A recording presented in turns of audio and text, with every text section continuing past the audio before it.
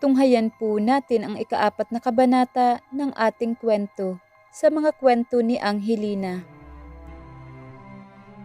Pero bago tayo magpatuloy ay pakilike ang ating video. Ganon din ang subscribe button, pati na rin ang bell icon para lagi kayong updated sa mga parating ko pang mga uploads.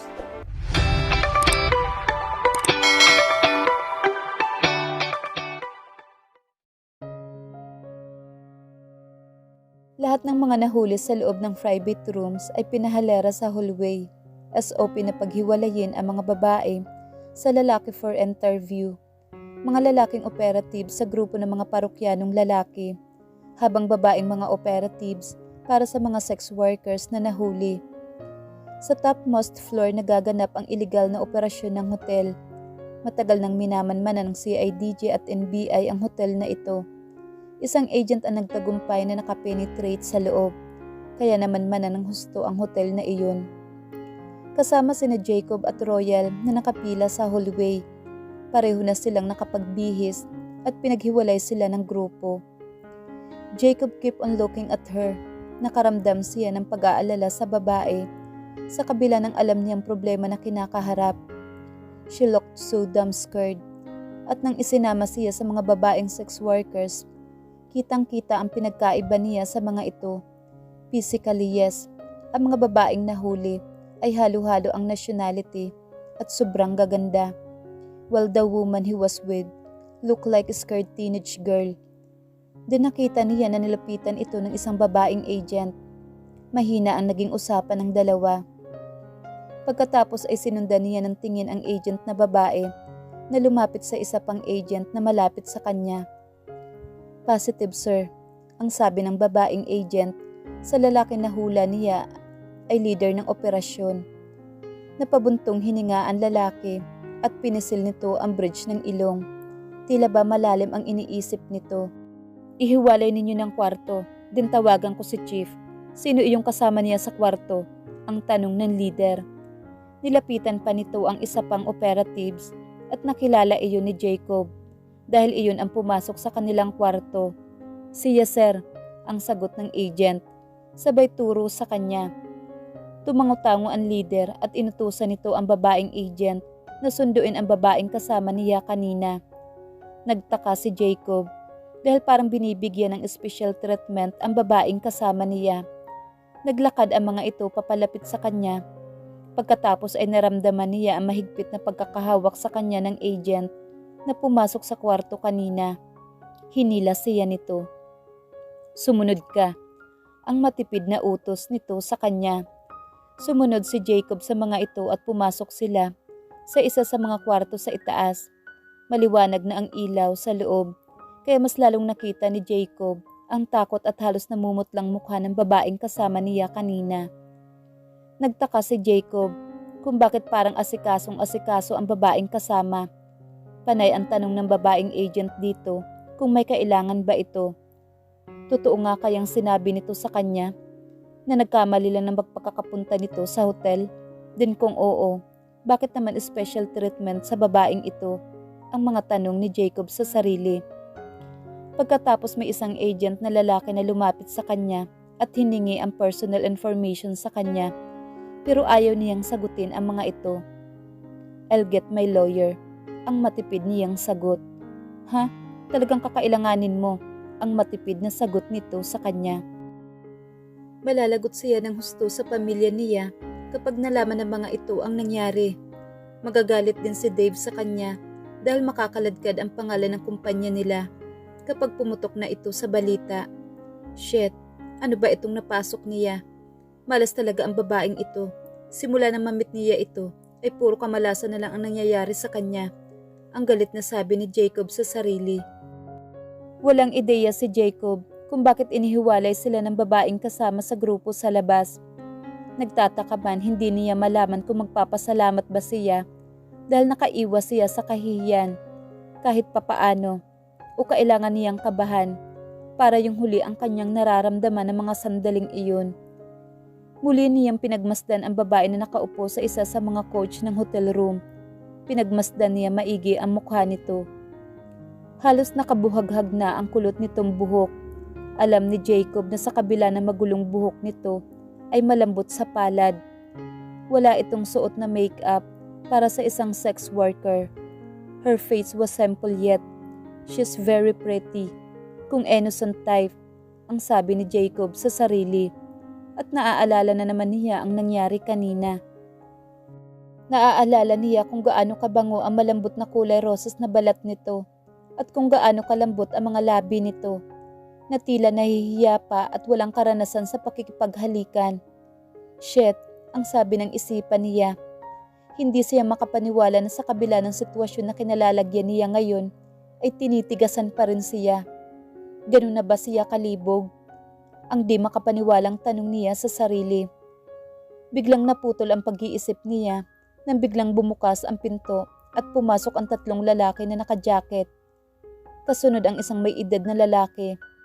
Mataas at matikas ang lalaki kahit may katandaan na ito. Naka-polo shirt ito at jacket din. Noong una ay di niya ito namukhaan, pero nang sumaludo ang mga operatives rito at tinawag na sir, ay doon lang nag-register ang mukha ng matandang lalaki sa kanyang utak.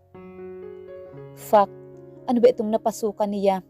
Bakit ang PNP chief pa mismo ang huhuli sa kanya? Pagkakaperahan ba siya ng mga ito? Ang tanong ni Jacob. Napansin niyang biglang napatayo ang babae pagpasok ng PNP chief. Maupo ka, ang mariin na sabi nito sa babae na parang nanlalabot nang makita ang matandang general. May media ba na nakakita sa kanila during operation? Ang agad na tanong ng PNP chief sa leader ng raid. Wala sir, ang sagot ng leader ng raid. Mabuti nga po at hindi kami nagsama ng media to cover our operation, kundi at hindi nito na ituloy ang sasabihin at tumingin na lang kay Royal. Tumango-tango ang PNP chief sa leader ng raid, then he turned and looked straight at Royal. I am so shocked and angry right now, Royal. Ang mariing galit na sabi ni PNP chief Dominguez sa anak na halos di makatingin sa kanya. Dad, I can explain. Ang sagot ni Royal. Kahit patakot siya sa ama, ay kailangan niya magpaliwanag kahit pa alam niyang mali siya at hindi niya sinunod ang utos ng ama. Jacob snuffed his head and looked at the woman named Royal. Dad, tama ba ang narinig niya? Daddy nito si PNP Chief General Dominguez. Now he realized he was in deep shit. Explain what? Explain na sinuway mo ang utos ko. Ang galit na tanong ng daddy niya sa kanya. At ano? Nilubos-lubos mo ba ang kalukuhan mo at nakuha mo pang pumunta sa hotel na ito? Dad, ay numali ako dahil sinuway ko kayo. Pero hindi ko po ginusto na mapunta rito. Aksidente ang nangyari. May sumusunod sa akin at hindi ko siya matakasan. Kaya nang may makita akong grupo ng mga babae na pasakay ng van, sumakay rin po ako. I tried to explain sa mga tauhan sa baba na nagkamali lang ako. Pero hindi naman nila ako pinaalis. Ang paliwanag ni Royal. Kasalanan mo pa rin. Walang excuse ang ginawa mo. Kaya nga ibinilin ko sa iyo na huwag kang lalabas ng bahay nang hindi ko alam ang mga lakad mo. Dahil may mga kalaban ako sa labas na pwede kang gamitin laban sa akin. Ang sagot ng kanyang daddy. Now, ano na lang ang sasabihin ni Diego at ng daddy nito kapag nalaman ng mga ito na nahuli ka sa isang warehouse o first class hotel na almost naked with this man? Ang galit na tanong kay Royal ng kanyang daddy. Sabay turo sa lalaki na akala mo ba ay nandidiri ito. Hindi makasagot si Royal. Gusto niyang sabihin sa ama na kaya siya umalis ng bahay ay para matakasan sandali ang buhay niya. At isa na doon ang pagpapakasal niya sa lalaking hindi niya mahal. At nasa larangan ng katulad nito. Ayaw na niyang maranasan ang buhay nila ng kanyang mami noon na laging may takot at pangamba kung uuwi pa ba ng buhay sa kanila ang daddy niya. Napatingin na lang siya sa lalaki at nakatingin rin pala ito sa kanya at nakikinig sa kanilang usapan. Nagtama ang kanilang mga mata at ang galit na nakikita niya noon sa mga mata nito ay hindi na makita ni Royal. Parang napalitan na ng iba. Awa. Marahas na itinaas niya ang kanyang ulo. Naiinis siyang isipin na kinaaawaan siya ng lalaking hambog na ito, na kanina lang ay nahalikan siya, at na-realize ni Royal na kung hindi dumating ang operatives ay baka tuluyan na siyang bumigay sa lalaking ito. Kakahiya ang ginawa mo, Royal, sa pamilya Mauricio at lalo na sa ating mga Dominguez. Alam mo, kaya kita gustong mag-asawa na ay para makawala ka sa mga kamay ko, Royal. Dahil alam ko na may responsableng tao na nagagabay sa iyo. Hindi na sana kita pakikialaman pa sa buhay mo. But after what you did, after this stunt, sa tingin ko dapat ay sakrami ka na rin, manirahan, ang sabi ng daddy ni Royal. Natigilan si Royal nang marinig ang mga sinabi ng ama. Totoo ba iyon na kapag nag-asawa na siya ay makakawala na siya sa ama? She had to think something. Ang mabilis na sabi ni Royal sa sarili. Pero magpapakasal na lang ba siya sa isang sundalo para makawala lang sa ama? No, kailangan niya ng iba na hindi katulad ng larangan ng kanyang daddy. Yung hindi siya mamomonitor, ang sabi ni Royal sa sarili habang naglalaro ang utak niya. Hindi ko alam kung papaano ko ipapaliwanag sa daddy ni Diego ang tungkol dito. I know he doesn't have to know about this, ang sabi ng general, at tiningnan ang mga agent sa loob na ang ibig sabihin ba nito na huwag ilalabas ang nangyari. Nabaling naman ang atensyon ng ama sa lalaking kasama niya kanina. Well now, what do we have here? The billionaire playboy? Wala ka na bang makuhang babae sa mga bar na willing kang maikama at nagpunta ka pa rito sa ganitong lugar? Ang mapang-insultong sabi ng PNP chief kay Jacob. I'm going to talk my lawyer, ang tanging sagot ni Jacob. You'll badly need that one, Mr. Jacob Altamonte. Dahil sinasabi ko sa iyo, makukulong ka or magbabayad ng malaki sa mga kasong kahaharapin mo. Pero sisiguruhin ko munang makukulong ka kahit isang araw lang para managot ka sa ginawa mo, ang banta ng PNP chief. No, Dad, you can't, ang biglang sagot ni Royal na nagpalingon sa dalawang lalaki. Parehong nagtataka ang dalawa na nakatingin sa kanya. At bakit hindi? Ang tanong ng kanyang daddy. Because he's my boyfriend, ang sagot ni Royal. What? Ang sabay at takang tanong ng dalawa sa kanya. Matanda at batang mukha na parehong gulat at nakakunot ang mga noo, ang biglang lumingon sa kanya. He's my boyfriend, Dad, ang muling sagot ni Royal. Wait a minute, ang sagot ni Jacob. Pero pinigilan siyang magsalita ng PNP chief sa pamamagitan ng pagduro nito sa kanyang mukha. Manahimik ka o gusto mong patahimikin kita, ang banta nito sa kanya. Jacob snorted at naghalukupkip ang kanyang mga braso. Huwag mo akong takutin at pagbantaan, chief, labag yan sa batas, ang sagot niya. Try me, ang nakangising sagot sa kanya nito. At kinilabutan siya. Pwede kitang palabasin na nanlaban ka, ang sumunod pang sabi nito. Jacob gritted his teeth at tiningnan niya ang nakapaligid ng mga operatiba sa loob ng kwarto. Shit, wala nga siyang laban. Pwede siyang isalvage ng mga ito at itapon kung saan. Tapos lalagyan na lang siya ng karatula sa leeg na huwag tularan, adik ako, ang sabi ng isipan ni Jacob. Kailangan niyang sumunod sa iniuutos nito. Boyfriend mo ang lalaking iyan? Kailan pa? Ang usisa ng daddy niya sa kanya habang naglalakad ito papalapit sa kanya na nakapabaywang. It's been a while already, Dad, ang sagot ni Royal. Napilit na tumitingin ng diretsyo sa mga mata ng kanyang daddy. Hindi pa siya nagsinungaling sa daddy niya, kaya kinakabahan siya. Pero pinilit niyang hindi mahalata ito ng daddy niya. Ang tanging bentahin niya ay dahil sa hindi pa siya nagsisinungaling sa ama, ay paniniwalaan siya nito na nagsasabi siya ng totoo. I want a specific answer. Gaano nakatagal? Ang muling tanong ng kanyang ama. Napasulyap si Royal sa lalaki na matilim na ang tingin sa kanya.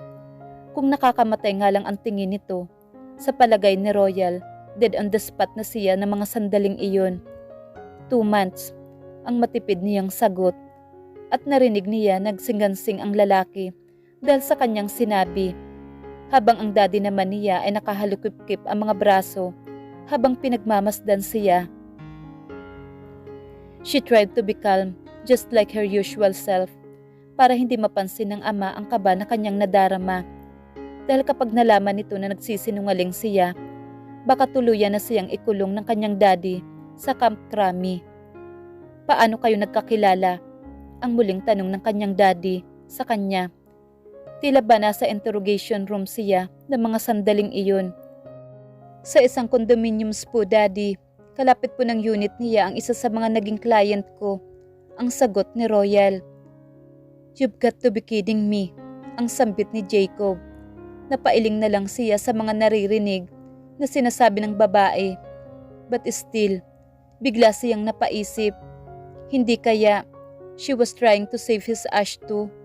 Kung lalabas na mag-boyfriend sila, pwede siyang lumusot sa mga kaso na pwede niyang kaharapin dahil sa pagkakahuli niya sa illegal joint na ito. Well, kung ano man ang reason nito sa pagsisinungaling sa ama, ay maisasalba naman siya nito. Kung sa gayon, sigurado ay kailangan niyang sakyan ang trip ng babaeng ito. Hanggang dito lang naman sa loob ng hotel room ang kasinungalingan nilang dalawa, hindi ba? Sigurado paglabas nila ng hotel na ito, ay kasunod na rin ang paghihiwalay ng landas nila ng babaeng ito na may kadikit yatang kamalasan. Dalawa lang naman ang pwede niyang pagpilian. Ang kaso at ma-inquest ngayong gabi sa kulungan o ang makiride on sa kasinungalingan ng babaeng ito. Kailangan pa bang pag-isipan ang sagot? Talaga naman na, kapag nagsimula ka ng pagsisinungaling, ay nagkakasangga-sangga na. Kaya nga nung nasa loob siya ng convent, ay iyon ang mariing paalala sa kanila ng mga madre. Napalingon ang PNP chief kay Jacob nang marinig ang sinabi ni Jacob at siya naman ang pinagtuunan nito ng pansin. Ano bang pinagpuputok ng butche mo? Ang galit na tanong sa kanya ng general na nakapamaywang pa sa kanyang harapan at hinawi nito ng kaunti ang suot na jacket kaya kita ni Jacob ang holster nito na may baril. Nagsisinungaling ba ang anak ko, ha, playboy? Ang nakangising tanong nito sa kanya. Kinabahan si Royal. Tiningnan niya ang lalaki na nakaupo, ilang hakbang ang pagitan sa kanya. Sandaling napasulyap ito sa kanya. Nakayuko lang si Royal. Dama niya ang malakas na lagabog ng kanyang puso sa loob ng kanyang dibdib. Hinihintay niyang i-deny ng lalaki ang mga sinabi niya. Nilinaw muna ni Jacob ang kanyang lalamunan bago nagsalita. Tumango-tango siya sa general at naghalukip-kip ng mga braso. Totoo po ang mga sinabi ng anak ninyo na si Royal. Ang sagot ni Jacob. Shit, mahahalata yata siya na hindi niya kilala ang babaeng iyon. Matagal na po kaming may relasyon. We secretly meet each other. Ang dugtong pa niya. Nakita niya ang gulat sa mukha ng babae na nakatingin sa kanya. Kumunot ang noo ng PNP chief at humarap ito kay Royal. Hindi ko maintindihan. Ang sabi mo kanina, aksidente ang pagkakapunta mo rito dahil sa may tinakbuhan kang lalaki. Paano napunta dito si Mr. Altamonte? Ang takang tanong nito sa anak at hindi siya pwedeng makapasok dito sa uppermost floor hanggat walang transaction online. Something amiss in here. Tinawagan niya po ako, sir, at nagpakasaklolo siya sa akin. Kaya I tried to contact someone na may alam tungkol dito sa hotel. Apparently, alam ng kaibigan ko kaya nakakuha ako ng reservation at napuntahan ko siya rito. Ang malapit sa katotohanan na sabi ni Jacob. Pero mukhang hindi pa rin bumenta ang kasinungalingan nila sa matandang general. Ang phone mo ay nasa bahay, hindi ba, Royal? Paano mo siya natawagan? Ang tanong ng daddy niya. May GPS ang phone niya at lagi iyong chinecheck ng kanyang ama. Kaya nang umalis siya ay iniwan niya ang phone sa bahay para magmukhang hindi siya umalis. Hindi alam ng kanyang ama na dalawa ang kanyang cellphone. Isa sa personal na may GPS, ang isa ay nasa business at yun ang dala niya ngayon. "Dad, I have 2 phones," ang sagot ni Royal. Tiningnan niya ang ama at nakita niyang tumiim ang mga labi nito. Hinihintay na lang ni Royal ang sandali na sumabog ang galit ng kanyang daddy nang dahil sa kanya. Dahan-dahan itong tumango. "Where's the phone?" ang tanong ng daddy niya at inilahad ang kamay sa kanyang harapan at hinihintay na iabot niya ang telepono. Inilabas ni Royal ang phone at ng mga sandaling iyon ay nakatingin si Jacob. Kinakabahan din siya na baka hanapin ng daddy nito ang number sa call history at wala doon ang number niya. Malilintikan silang dalawa, ang nag-aalalang sabi ni Jacob sa sarili. "Patay ito," ang sagot nito kay Royal habang nakatingin sa telepono. "Deadbat na po, Dad," ang sagot naman ni Royal at nang marinig iyon ni Jacob ay isang matalim na hininga ang pinakawalan niya. Lusot na sila, ang sabi ni Jacob sa sarili. "I am so disappointed with you, Royal. I didn't realize that after all the things that I have done, para masigurado ko kung nasaan ka, for your safety, ay binaliwala mong lahat para lang makipagkita sa lalaking ito," ang galit na sabi ng daddy niya. "I'm sorry, Dad. I love him," ang pagsisinungaling pa ni Royal para ma-justify ang pakikipagkita niya ng palihim sa lalaki. Biglang napatingin si Jacob kay Royal. Bakit parang bumilis ang tibok ng puso niya nang marinig ang mga salitang iyon mula sa bibig ni Royal. Bigla siyang kinabahan. Napahilamos ang mga kamay ng daddy niya sa mukha nito at napabuntong hininga. Hindi ko alam kung papaano ko ipapaliwanag kay General Mauricio ang tungkol dito. Maganda pa naman ang usapan namin na ikakasal na kayo ni Diego, ang sabi ng daddy ni Royal. At nang marinig iyon ni Jacob, ay muli siyang nakaramdam ng kakaiba. Para bang hindi niya maisip na maikasal si Royal sa iba. Matapos niyang matikman ang malambot na balat nito, parang hindi niya maiisip na may iba pang labi na sasayad sa malarosas nitong balat. "What the? Really, Jacob? Iyan ba ang iniisip mo?" ang galit na sabi ni Jacob sa sarili. "But I have to tell him na hindi na matutuloy ang kasal mo," ang sabi ng kanyang daddy. Royal expelled her breath that she was holding. Sa wakas, hindi na matutuloy ang kasal niya sa sundalong iyon. Pero mukhang panandalian lang ang pagbubunyi ng kanyang damdamin nang humarap ang daddy niya kay Jacob at muling namaywang. "Jacob Altamonte, you're going to marry my daughter," ang mariing sabi nito kay Jacob. "What? Dad?" ang sabay nilang bulalas nang marinig ang sinabi ng kanyang daddy. Hindi makapaniwala si Jacob sa sinabi ng general. Anak ng, talaga bang malas ang babaeng ito? Hindi na siya nakaalis sa hukay na nakahulugan niya. Kasal? Mas gugustuhin pa niyang kasuhan na lang siya kaysa sa makasal, ang galit na sabi ni Jacob sa sarili. "Hindi ko gagawin yan," ang mariing sagot ni Jacob.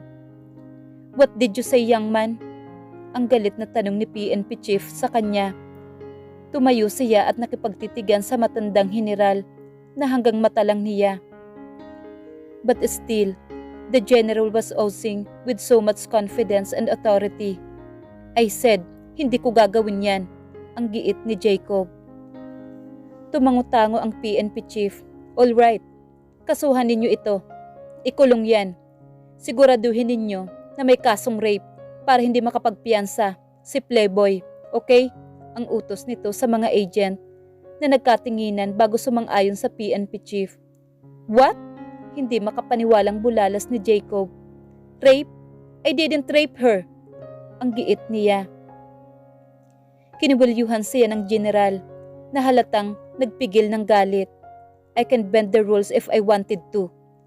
Para sa dangal ng anak ko. Gusto mo bang makulong o lagyan na lang kita ng signage sa lieg? Saan mo ba gustong itapon?" ang banta sa kanya nito. "Dad," ang awat ni Royal sa kanyang daddy. Hinawakan niya ang braso ng ama. She has to do something after all.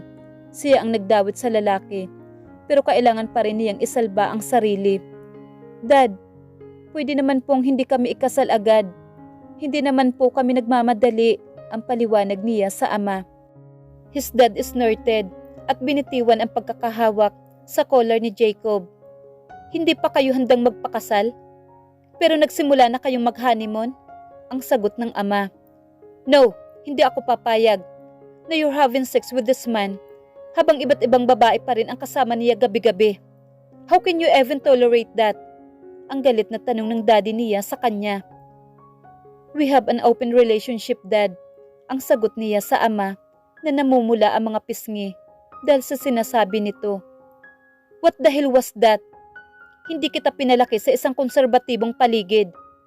I even enrolled you sa Catholic school and literal na pinatira kita sa kumbento para na magkaroon ng open relationship sa lalaking akala mo pag-aari niya ang lahat ng babae. Ang galit na sabi ng daddy niya. Ikaw, pakasalan mo ang anak ko o pagsisisihan mo na ipinanganak ka pa. Ang banta ng PNP chief sa kanya. Hindi makasagot si Jacob. Langyang talaga. Parang nahulog siya sa kumunoy na mabilis niyang nilamon ng lupa. Sa dinami-dami ng babae sa Pilipinas, bakit dito pa? Bakit sa anak pa ng isang general? Ang sabi ni Jacob sa sarili. Gusto ko nang maiplano at maganap ang kasal as soon as possible. I want to talk to your family. Ang utos ng chief sa kanya. They are out of the country, sir. Ang sagot naman niya. I don't care. Kontakin mo sila at papuntahin mo dito para sa kasal. Let's do it right. Mamanhikan kayo sa bahay. Ang utos nito. Nanlambot na lang si Royal. Kasalanan niya ang lahat ng ito. Kung hindi siya lumabas ng bahay, hindi sana siya nasa ganitong sitwasyon. At kung hindi niya idinawit ang lalaki, ay hindi ito madadamay sa problema niya. But still, kahit lumabas man siya o hindi, ang sitwasyon ng buhay niya ay pareho pa rin. Ikakasal pa rin siya. Ang pinagkaiba lang ay ang tipo ng lalaking pakakasalan niya. Ang isa ay willing na ikasal sa kanya. Ang isa naman ay kapareho niyang napipilitan lang. Bakit ba lahat ng ginagawa niya ay nagbabackfire sa kanya? Ang inis at desperadong tanong ni Royal sa sarili. Dad, please. Ang muling sabi ni Royal. Ano, Royal? Boyfriend mo ba siya o hindi? Ayaw mo bang maikasal sa kanya? Ang tanong ng kanyang ama. Royal looked at him. Matiim ang tingin nito sa kanya habang hinihintay ang kanyang sagot. She's having a dilemma right now. Sino ba ang sasagipin niya? Ang lalaki o ang kanyang sarili? Tapos na ang usapan natin dito, boys. Gumawa na kayo ng report with regards to operation. And walang makakalabas tungkol sa nangyari rito for the sake of my daughter. Ang pakiusap nito sa mga agent na nasa loob. Affirmative, sir. Mabuti at nauna na rin ang NBI agents. Ang sagot ng leader. Tumangutango lang ang general sa sinabi ng lalaki. Alright, ihatid na kita sa bahay. Ang bili ng kanyang daddy sa kanya.